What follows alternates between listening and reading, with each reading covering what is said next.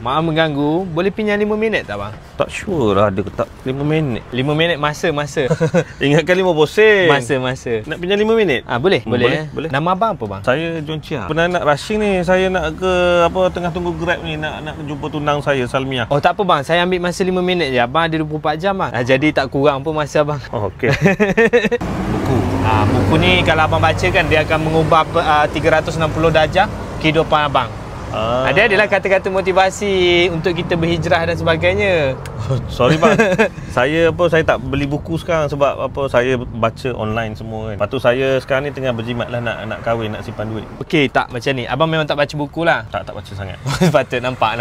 Kat muka abang tu saya nampak tak baca buku. Oh, nampak sangat ke? Nampak sangat. Tapi tak apa bang. Abang nak tengok orang lain baca buku? Nak. So orang lain jadi pandai, abang tak pandai tak apa. Yang penting orang lain pandai. Betul tak? Boleh.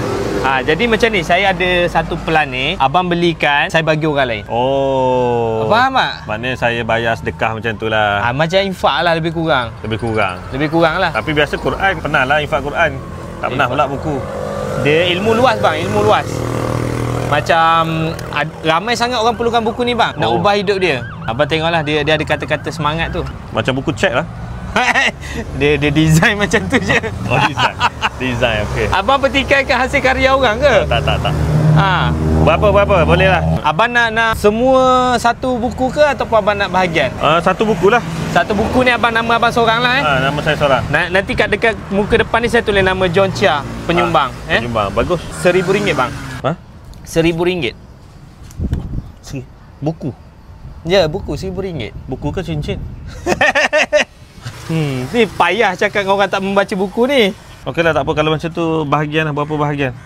Bahagian dah full lah bang. Kalau tak abang nak kena cari 10 lagi 9 orang. Campur abang je 10. Jadi seorang berapa? Kalau bahagian seorang 100. Tapi sekarang ni dah tak ada ni. Orang dah penuh dah. Saya sebenarnya ada 1,500 duit saya sebenarnya. 1,500. Saya tengah simpan nak kahwin. Jadi kalau saya bagi abang 1,000, tinggal 500 kat saya. Macam mana saya nak kahwin?